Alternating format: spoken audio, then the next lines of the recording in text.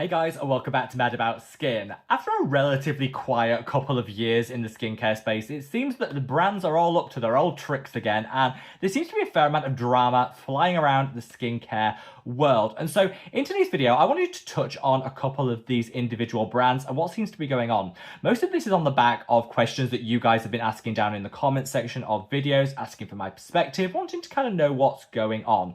This all started with a brand called Anua, which is one of the biggest Korean skincare brands, and the fact that they were disguising their azelaic acid serum as something that it just wasn't. They got called out. They kind of just went radio silent on it and didn't really say anything and just left it to simmer, and people getting angrier and angrier and angrier, which has led to a significant decline in terms of that brand's fortunes, their sales, and unfortunately it's had a bit of a negative knock-on impact on the rest of the Korean skincare world. This is something I covered in a recent video, so I'm going to dig that out and leave a link to it up there. Definitely one to check out. But on the back of that, there seems to be some other issues sort of coming out of the woodwork when it comes to other brands, and I thought it might be worth taking a closer look today. Now, this is a little bit of a departure to the usual skincare content that I film on the channel, which is normally about my favorite products, how to get best results out of things, talking about everything that's positive in the skincare world. This is a little bit of a departure, but I always think it's worth talking about these issues because when it comes to skincare, we need to direct our hard-earned coin with brands that are aligned to our values, our ethos, and what we're looking to get in terms of results. And so I think this will help give a full picture and hopefully help you guys to make up your own mind. And I'd love to know what your opinions are, so drop them down in the comments section below. So let's touch first on Anua, because there's been a few cheeky little developments since the last issues surrounding their azelaic acid serum not being entirely what it was publicized to be.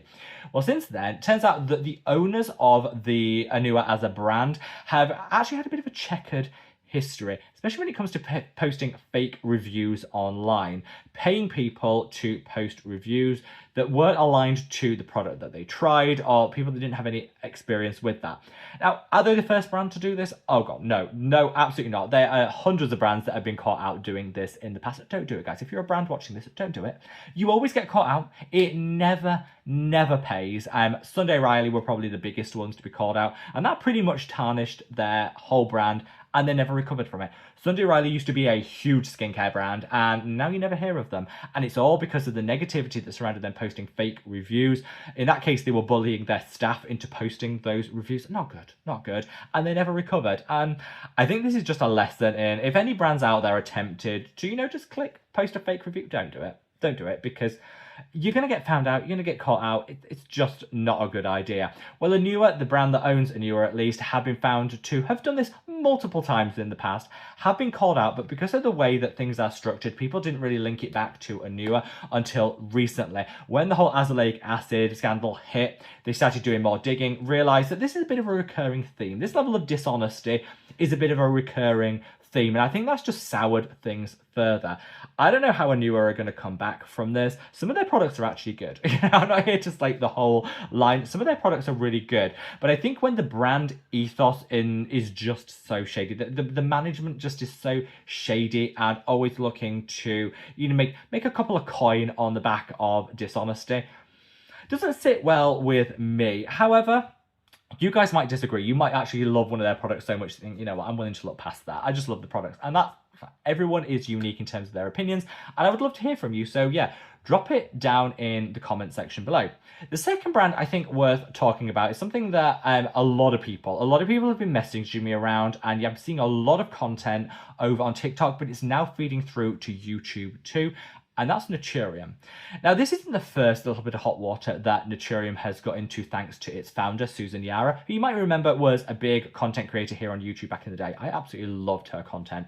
She used to do something like a duo with one of her friends called The Sass, where they went and tried out different treatments, different chemical peels, lasers, things like that. They went into different treatments and kind of honestly fed back on their experience. I loved that. I absolutely loved that show. And I really appreciated the content that Susan Yara came out with. Then we had the whole Naturium launch where she was saying, oh, I've just discovered this new brand. It's called Naturium. Really loving their products. It's fantastic. And then 2 months later, she was like, surprise! It's my brand. And everyone's like, oh, that's not okay. No, you can't do that. You can't do that. And then she did the whole like crying apology video that everyone does. And It was a hot mess. Anyway, that was a hot mess.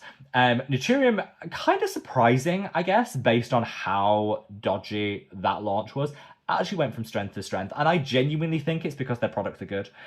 People were happy to look past that because their products were super affordable and really, really well formulated. Like, genuinely, some of the best formulated products I have ever used at that price point. And I think people were happy to look past all of that because they're like, you know what, this is affordable, it's effective, you can get it in Target or wherever it was sold at the time. It was super easy to get hold of. And apparently she sold her stake in it for $400 million. Let that sink in. $400 million. Anyway, that was a bit of backstory to that. We now cut to 2026. Then there are big calls for a boycott online, again linked back to Susan Yara. So all of this comes in fact that she recently went on a holiday. So far, so good. Recently went on a holiday and posted some pictures on Instagram of her, you know, ready on the beach, bikini on, having a lovely time on holiday. And people noticed that the geolocation, like the geotag that she puts on all of her Instagram posts, wasn't there on these posts.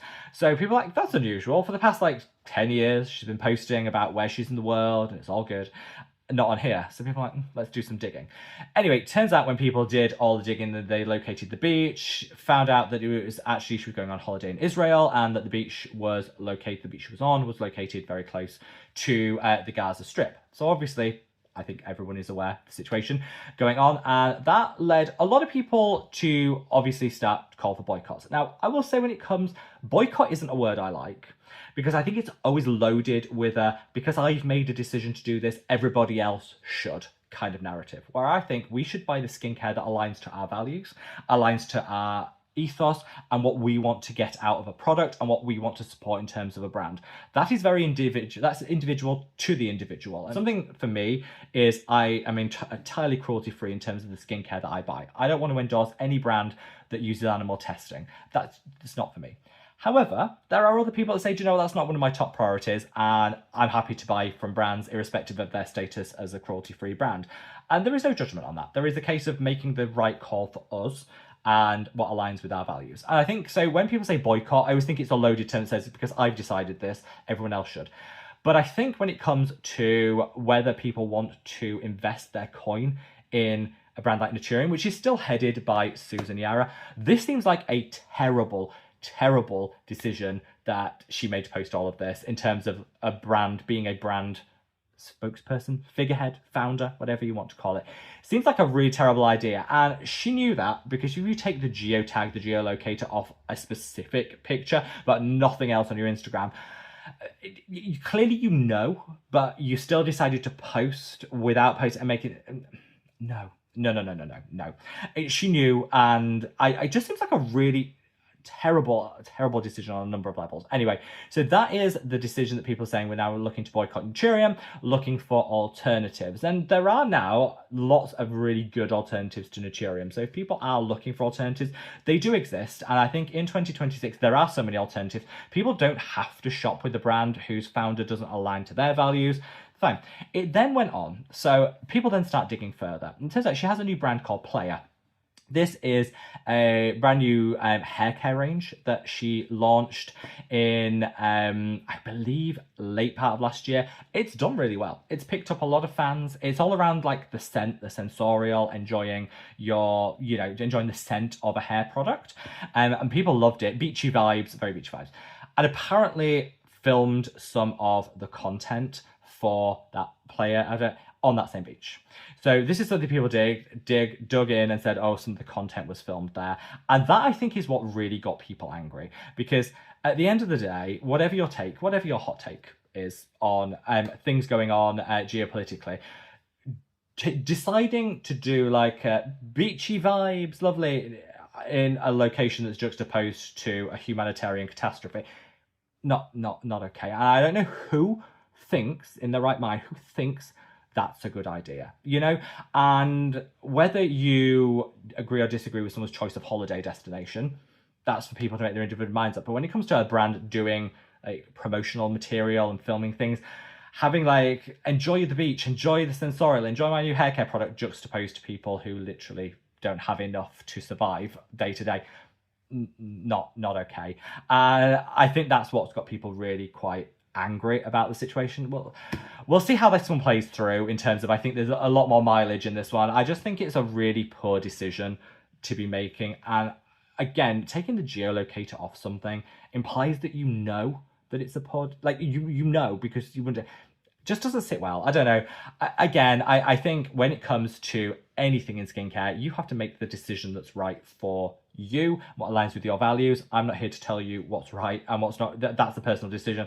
I just think this, when it comes to it, just is. Again, I just don't see how, when these boycott calls grow, the way that this is gathering pace, I think this is going to be a real struggle for the brand to really come back from this. We'll see. And again, let me know your thoughts down in the comments below. We then come on to Charlotte Tilbury.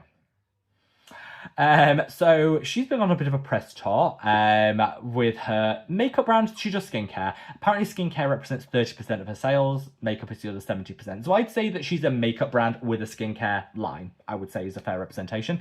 And is somebody that's always had a bit of a problematic kind of backstory bumbling under, but people kind of just ignored that. And then she came out and she decided to do a few little cheeky press interviews, and to say these interviews have not landed would be an understatement. So they were talking about dupes. So Charlotte Tilbury's products, her skincare. I'm not going to speak about the makeup. I have no experience with that. I'll talk about the skincare. Charlotte Tilbury skincare is mid. It's not bad. It's not good. It's overpriced.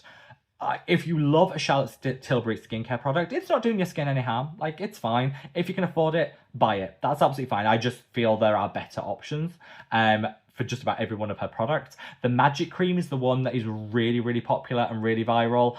And I just think that it's too thick. It hasn't got any particularly interesting ingredients in, or anything you can just get at the drugstore, and it's like $70 a tub. So an example of not a bad moisturizer, but not worth $70, I would guess, is my... And for the same price, you could buy something like this, the Medicaid Advanced Pro Collagen Peptide Cream. This is the one I use. Actually better and cheaper. So, as an example, so they were talking about dupes. Now, her brand is very heavily duped. Just about all of the affordable skincare and makeup houses have decided to come up with like-for-like dupes. And I do think, you know, I'm a brand owner. I would be disappointed if a brand basically copied my aesthetic, my brand, ingredients, formation. I would be annoyed. I would be annoyed. But I'd also fall back on the fact that people aren't buying, or very few people are buying the product. They're actually buying into the brand, to the person in the case of Charlotte Tilbury, and they're buying more, and you should, than just the product. And I think you should, as a brand owner, have faith in your brand, the brand loyalty, that people wouldn't just buy a dupe because it's £10 cheaper. They'd still want to invest in what they perceive to be quality and following the brand, the person, the brand, whatever. But I can understand why she's annoyed. Anyway, this press tour that she went on, she said that dupes will never, ever come close to the quality that she's putting out. They do. They actually do. Her quality, mid. Price points up here, quality's here. You can absolutely get some great dupes. So that's just that's not true. But she said you'll never buy the Charlotte Tilbury experience, you'll never get the Charlotte Tilbury look, you'll never get the Charlotte Tilbury results. And really just carried on saying, if you're buying brands that do dupes, they're just duping the consumer, selling us a lie, and it's all wrong. And if you can't afford Charlotte Tilbury, then you're never going to get the results, you're never going to look good. And it was, I think, this narrative which has been translated based on how she said it and how snarky she was in terms of how she said it, is you're too poor to look good, was basically the narrative of what she said. And everyone's like, oh, okay, that's it's a hot take in a cost of living crisis. Not sure that I would have necessarily said that on camera. I'm not sure that's the best PR move. I do also think that there are some great dupes. I think she could have said that she was annoyed that brands were duping and that she still thinks her formulas are the best. She can stand by that if she wants. I hope she does believe that. But going on to say, if you can't afford it, then you're never going to look this good.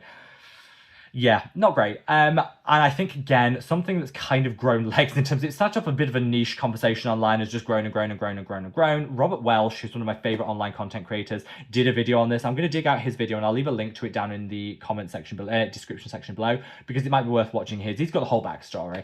And I think he did a really fair presentation on this. But I think this is a really difficult one to kind of come back from, because I don't think anyone really wants to buy into a brand that believes that, you know,